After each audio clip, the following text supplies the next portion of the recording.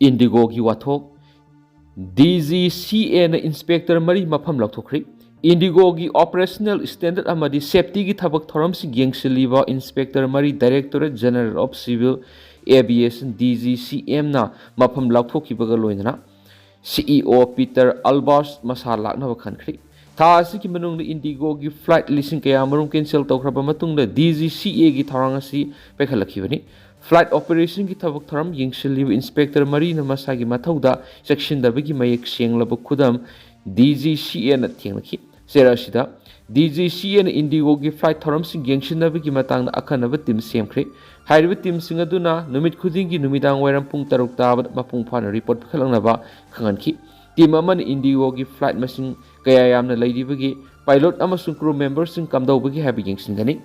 Zeliang Rong territorial integration ki matang naminini subna wari sanakre Manipur Assam amasung Nagaland da Zirarong Furuki miyoi kundari mafam sing punsilaga tongan ba homeland ama sembagi matang da naminini subna New Delhi da mipam pangtokre Zirang Rong United Front ZUF ki Information and Publicity Secretary Loigang Maina Kuyek piduna thadorakpa chirol amana hai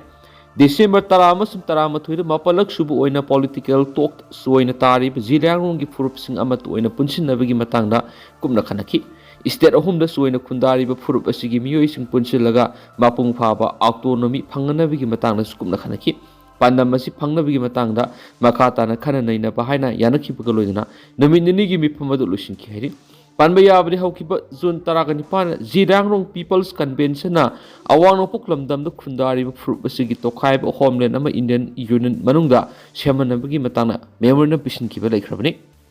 BJP gi MLA sing Delhi da satnakri BJP gi national leaders sing tha sigi taraga mari gi numidang wairam Delhi da Manipur gi matang da khanaga da mi phamna sarugyana korakraba matungda BJP gi MLA sing satna baukri Hayeng masing yamla be MLA sing Delhi dam impal thadok nagadori khongset adugi matana hanagi minister N Biren hai Manipur gi matana khanaga bani na political gweba anoba development lakpi hai President Draupadi Murmu na lusing duna nupi lan gi freedom fighters sing the like Kuki CSO sing gi athing marak Draupadi Murmu senapati da ITP sing unakre Haukiba say English singa magasamapan ga mari amasum English singa magasamapan ga kunthra ga mapanda matamdugi thauna pharabi ima singna loilam sandoko British ki mayokta haukiba nupi langi thaudok singa dubu ningsingduna ngasi Manipur amasum Manipur gi wangmada leiriba tuan mafam singda nupi lal ningsing thoram pangtokre mapung aiba thauramna state sarkar na sillang duna Imphal gi Nitepat suthik leiba nupi lal memorial complex ta pangtokre Nopilan Memorial Complex ta pangthokiba thaurama du India gi President Draupadi Murmu saruk yaraduna Nopilal laikhidraba thauna pharabi ima sing adugi maphamda mahakna lusingduna haikat lekat tamdun ikai khumna botki thaurama du Manipur gi Governor Haojik2 Bala Chief Secretary PK Goyal former CM N Biren Assembly gi Speaker T Saitra Batayawna MLA sing amasum civil gi makok thombu official kya saruk yaki Thauramadu loiraba matungda President Draupadi Murmu Palace compound liba Shri Govinda ji gi temple satuna lai khurumki madugi matung akhanaba helicopter amana Senapati district headquarter tamna satuna center amasum state sarkar na pekhat patungan development project kya sangaba yauna yatra honki Koki CSO singi athingma kya leijarabasu India gi president asina Koki IDP singa unaduna interaction pangtoki Senapati district headquarter pangtokiba Reception program ki thoramadu ga mari lainana President Draupadi Murmu na hakibada ngasi asi laiba asina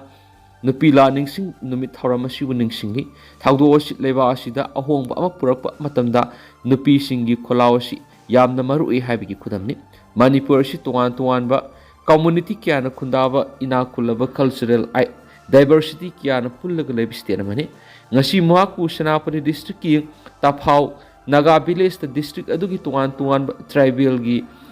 mihut kya na harau teyam na okhiba dubo singthara duna district adu lairiba IDP singasu interaction pangtoki kangpopi amasum Senapati district lairiba Maram tribe singasi mosilaglawa tribe amani hairaduna Maram tribe ki unique oiba culture sina India gi tribal diversity da contribution kya pidi haidi amaromda India government ki maikedi gi Manipur lairiba tuan local leaders sing civil society amasum community leaders sing loinana sakot thaurangi thabak sing khumang soksina bo honari union government ki maikedi gi leba asigi kasin koya sin matungna sap manaba development puraknaba honari manung hanjinba tribal gi jaga singda sakwa thoranga mari leinana ehenba miyeng sangduna thabak khali haukiba sei khara gi matam asida manipur gi singi district singda lambi thong yauna highway railroad healthcare education drinking water amasum electricity supply gi matang ahenba miyeng thamduna thabak kaya pakhre manipur asi tuan में जाति फुरुप क्या की खेतनब culture लोल अमसुम tradition लेब लमदम अमनि हायदुना लमदम असिद शांति अमसुम तंग दुलैताबा फिबम पुरकनब होनबदा community खुदिमंगना support तौनबसु appeal तौखि India की president असिगी सेनापति खोंगसत असिगा मरी लेना district अदुदा पाइखत तुआन development project तरुक संगाखि लोइना project मंगा अमन यात्रा होनखि president संगाखि project Singh अदुगी मनुंगदा lupa crore kunga manga sangna paket kadaba model residential school lupa crore tara sangna paket kadaba upgradation of primary health center lupa crore tara mathui sangna sagadaba belly bridge ani yauri masigi matakta president sangha khiba masum yatra hun khiba singa dugi manungda nupi amasum nupa masagi hostel policing and public safety healthcare community and tribal education amasum atai kya yauri Panbaya abadi Kuki and Sadar Hills Kangpopi being Makada Kuki tuan CSO sing na Kangluki Irangna, Sating Pangliba Kangpopi district Kuki Zog sing Bu Miraga, Presidiana, Senapari district concert Pangto Ihaina, President concert as a boycott Okibani. BJP MLA sing Delhi the correctly Mrs. Sarkar Siamaga Marie Lane OBI, Maram di Directory, and Biren. BJP MLA sing Delhi the Laknava national leaders sing Maikadi Kanglakli Mrs. Sarkar Siamaga Marie Lane OBI, Adobe Sub Saba Maram di Kangalak Paletri, Kari Lakataki have the Oiba Amasum. Ngai bamasum yeng matabani haina former chief minister and Biren ngasi nitya pachu thekta leiba nupi lal memorial complex ta leiba nupi lan gi thona pharabi freedom fighters singi mapamda haikal ka tamba lakpi thoramda mari pawi sing unaba man phongdokri mana makata na haikibada party gi national leaders sing state asi gi BJP gi MLA sing tha asi gi taraga mari da Delhi da lakna ba khangalakti basi positive oiba khongthang ama lak yai haibi gi thajbale अदुबु official ओइबा agenda करी लेबिगी हाइबदुदि हाउजु फावबा खंगलकपा लेति सब सब मरम खंगद्रबसु state असिद तंग ताब government म सेमनबगी मतंग ओइबिगे पार्टी की मेंबर्स सिंगनसु मदु ओइबि याइ हाइबगी थाजबले बीजेपी एसी नेशनल पार्टी म ओइबना पार्टी की सेंट्रल लीडर सिंगना करी खोंथांग लौरकदगी हाइबदुदि अइखोइना ngaइबा मसम येंगबथाय दिल्ली द बीजेपी की एमएलए सिंगा लोइनना पांथोकदोरिबा मिफमसिना स्टेट असिद popular Ministry of Lakpi Kongtang Hena, Tuzilakpi Hena Fundoki, Panbayabri Mamang the BJP National General Secretary Organization, Biel Santosamadi, BJP Northeast in Charge Summit, Ani Impada Laklamduna, BJP MLA Sing Unaram Kivaduda, Atumatamda, Popular Government Member Lakani Habigi Tazaba to Piram Krabani, Loina December Taramari, the BJP National Leaders in the BJP MLA Sing Laknaba Kangalaki Basida, BJP Kuki MLA Sing Shiori, Adoba BJP Kuki MLA Sing Mipamadu, Saruk Yagadra Tragana, Yaroidra Habituri Kamgamdri, BJP Manipur Pradesh President Esadas Mipamasida, Saruk Yanaba BJP Northeast in Charge, Sambit Kangalakpagi, Matung ina, Nasinung till Delegidam Impal Hadokre, Amaromda, former chief minister and Biren Labasigi, President Dropati Murmuna Impala Laktan Nupilal Thoram the Seruk Yarabamsum, Nupilal complex the Ladyva, freedom fighters singing upon the Heka Lekatam Liba Sigidamakta, Takatapuntuhi, Nasiginaminasi, English Singamagasamapanga Mariamas, English Singamagasamapanga Kuntragamapanda, British ki Sumda Tawong Singadugi Mayokta, Matamadugi Imas, Tongapana, British ki Mayok Lanting Kibadubo, Ning Singbiam Namaru even Minamani.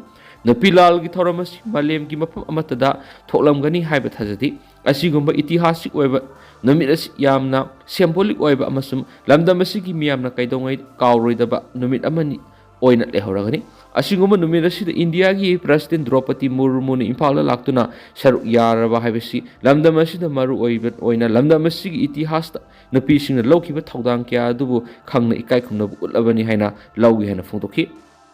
Tapta Jayanta Taran Okre, Manipuri Sakna Raba Saisakpa Tapta Jayanta Manipuri People's Front na Guwahati gi Potorkosi the Taran Okre, Potorkosi the Laiba Laisam Diraski Yum the Pangtoki Taramaduna, Patorkosi Manipuri Laikai Lup Amasum, Patorkosi Manipuri Women Society gi Mutsing na Tapta Butaran Okre, Loina Tapta and Laibas gi Matamatam Giva Watoksing na Shaitadun is exactly the Apian Mamas Takapung Kiloina, Tapta Botum Koina Miam Gitama, Tawel Dobungam Nava, Tawel Dobungam Nava Tauzal Pikieri. ꯑꯁꯥꯃꯤꯁ 19 ꯂꯩꯈꯤꯗ꯭ꯔꯦ 3 ꯊꯤꯕ ꯈꯪꯗ꯭ꯔꯤ ꯑꯔꯨꯅꯥꯆꯜ ꯄ꯭ꯔꯗꯦꯁꯇ ꯂꯩꯕ ꯂꯩꯕꯥꯛ ꯑꯃꯗ truck ꯑꯃ ꯇꯥꯁꯤꯟꯕꯗꯒꯤ truck ꯑꯗꯨ ꯇꯣꯡꯂꯛꯄ ꯑꯁꯥꯝꯒꯤ ꯇꯤꯟꯁꯨꯀꯤꯌꯥ ꯗꯤꯁꯇ꯭ꯔꯤꯛꯇꯒꯤ ꯃꯤꯑꯣꯏ 19 ꯂꯩꯈꯤꯗ꯭ꯔꯦ ꯑꯃꯗꯤ ꯑꯇꯣꯞꯄ ꯃꯤꯑꯣꯏ 3ꯅ ꯊꯤꯕ ꯈꯪꯗꯅ ꯂꯩꯔꯤ ꯍꯥꯏꯅ ꯑꯣꯐꯤꯁꯤꯌꯦꯜꯁꯤꯡꯅ ꯐꯣꯡꯗꯣꯛꯈ꯭ꯔꯦ ꯍꯥꯏꯔꯤ ꯂꯥꯏꯕꯛ ꯊꯤꯕ ꯊꯧꯗꯣꯛ ꯑꯗꯨ ꯆꯠꯂꯤꯕ ꯊꯥ ꯑꯁꯤꯒꯤ ꯇꯥꯡ 9ꯒꯤ ꯅꯨꯃꯤꯗꯥꯡꯗ ꯑꯟꯖꯥꯜ ꯗꯤꯁꯇ꯭ꯔꯤꯛꯀꯤ ꯍꯌꯨꯂꯤꯌꯥꯡ ꯆꯪꯂꯒꯝꯗ ꯇ꯭ꯔꯛ ꯑꯗꯨꯅ ꯇꯤꯟꯁꯨꯀꯤꯌꯥ ꯗꯤꯁꯇ꯭ꯔꯤꯛꯇꯒꯤ ꯂꯦꯕꯔ 12 ꯄꯨꯔꯒ ꯊꯣꯛꯂꯛꯄꯗ ꯊꯣꯛꯈꯤꯕꯅꯤ ꯍꯥꯏꯅ ꯊꯧꯗꯣꯛ ꯑꯗꯨꯗ ꯍꯤꯡꯍꯧꯕ ꯃꯤꯑꯣꯏ ꯑꯃꯅ ꯍꯥꯏꯕꯗꯒꯤ ꯈꯪꯂꯤ ꯍꯥꯏꯅ ꯗꯤꯐꯦꯟꯁ PRO ꯂꯦꯐꯇꯅꯦꯟ ꯀꯔꯅꯦꯜ ꯃꯍꯦꯟꯗ꯭ꯔ ꯔꯥꯎꯠꯅ ꯍꯥꯏꯈꯤ ꯊꯧꯗꯣꯛ ꯊꯣꯛꯐꯝ ꯑꯗꯨ ꯆꯥꯎꯔꯥꯛꯅ ꯀꯤꯂꯣꯃꯤꯇꯔ 12 ꯆꯠꯂꯒ ꯂꯩꯕ ꯆꯠꯊꯣꯛ ꯆꯠꯁꯤꯟ ꯅꯨꯡꯉꯥꯏꯇꯕ ꯃꯐꯝ ꯑꯃꯗ ꯊꯣꯛꯈꯤꯕꯅꯤ ꯍꯥꯏꯔꯤ ꯍꯧꯖꯤꯛ ꯐꯥꯎꯕꯗ ꯍꯛꯆꯥꯡ 19ꯒꯤ ꯃꯐꯝ ꯐꯪꯂꯤ ꯍꯤꯡꯕ ꯑꯃꯈꯛ ꯑꯗꯨ ꯆꯤꯄ꯭ꯔꯥ ꯖꯦꯅꯔꯦꯜ ꯔꯤꯖꯥꯔꯚ ꯏꯟꯖꯤꯅꯤꯌꯔ ꯐꯣꯔꯁ ꯀꯦꯝꯞꯗ ꯌꯧꯔꯛꯄꯗꯒꯤ ꯇ꯭ꯔꯛ ꯑꯗꯨꯅ ꯇꯦꯟꯁꯤꯌꯥꯗꯒꯤ ꯋꯥꯀꯔ 12 ꯄꯨꯔꯛꯈꯤ ꯍꯥꯏꯕꯁꯤ ꯈꯪꯕ ꯉꯝꯈꯤꯕꯅꯤ ꯍꯥꯏꯔꯤ ꯀꯣꯀꯤꯖꯥꯎ ꯀꯥꯎꯟꯁꯤꯜꯅ ꯄꯦꯟꯗꯕ ꯐꯣꯡꯗꯣꯔꯛꯂꯤ ꯏꯟꯗꯤꯌꯥꯒꯤ ꯄ꯭ꯔꯦꯁꯤꯗꯦꯟ ꯗ꯭ꯔꯣꯄꯗꯤ ꯃꯨꯔꯃꯨꯒꯤ ꯅꯨꯃꯤꯠ 2ꯒꯤ ꯃꯅꯤꯄꯨꯔ ꯈꯣꯡꯆꯠ ꯑꯁꯤꯅ ꯃꯇꯝ ꯁꯥꯡꯅ ꯀꯥꯡꯂꯨꯞꯀꯤ ꯏꯔꯥꯡ ꯃꯥꯌꯣꯛꯅꯗꯨꯅ ꯇꯪ ꯇꯥꯗꯕ ꯀꯥꯡꯂꯨꯞꯀꯤ ꯏꯔꯥꯡ ꯃꯥꯌꯣꯛꯅꯔꯤꯕ ꯁ꯭ꯇꯦꯠ ꯑꯁꯤꯗ ꯑꯍꯣꯡꯕ ꯑꯃ ꯄꯨꯔꯛꯀꯅꯤ ꯍꯥꯏꯅ ꯈꯜꯂꯝꯕꯅꯤ ꯑꯗꯨꯕꯨ ꯄ꯭ꯔꯦꯁꯤꯗꯦꯟꯒꯤ ꯈꯣꯡꯆꯠ ꯑꯁꯤꯗ ꯀꯨꯀꯤꯖꯧ ꯍ꯭ꯃꯥꯔꯒꯤ ꯀꯜꯆꯔꯦꯜ ꯑꯃꯁꯨꯡ ꯍꯤꯁꯇꯣꯔꯤꯀꯦꯜ ꯍꯥꯔꯠ ꯑꯣꯏꯔꯤꯕ ꯆꯨꯔꯆꯥꯟꯄꯨꯔ ꯌꯧꯔꯝꯈꯤꯗꯕ ꯑꯁꯤꯗ ꯊꯃꯣꯏ ꯁꯣꯛꯅ ꯅꯨꯡꯉꯥꯏꯇꯕ ꯐꯣꯡꯗꯣꯛꯂꯤ ꯀꯥꯡꯂꯨꯞꯀꯤ ꯏꯔꯥꯡ ꯑꯁꯤꯅ ꯆꯨꯔꯆꯥꯟꯄꯨꯔ ꯗꯤꯁꯇ꯭ꯔꯤꯛ ꯑꯁꯤ ꯈ꯭ꯋꯥꯏꯗꯒꯤ ꯍꯦꯟꯅ ꯆꯩꯊꯦꯡ ꯃꯥꯌꯣꯛꯅꯔꯤꯕ ꯁ꯭ꯇꯦꯠ ꯑꯃꯅꯤ ꯍꯥꯏꯅ ꯖꯥꯎꯃꯤ ꯀꯥꯎꯟꯁꯤꯜ ꯍꯦꯗꯀ꯭ꯋꯥꯇꯔꯅ ꯊꯥꯗꯣꯔꯛꯄ ꯆꯦꯔꯣꯜ ꯑꯃꯗ ꯍꯥꯏꯔꯤ ꯇꯦꯟꯗꯅ ꯑꯁꯨꯝꯅ ꯃꯌꯥꯝꯅ ꯊꯝꯖꯒꯦ ꯑꯗꯨꯒ ꯃꯈꯥ ꯇꯥꯕ ꯑꯅꯧꯕ ꯑꯞꯗꯦꯠ ꯃꯌꯥꯝ ꯄꯨꯟꯅ ꯉꯥꯏꯃꯤꯟꯅꯁꯤ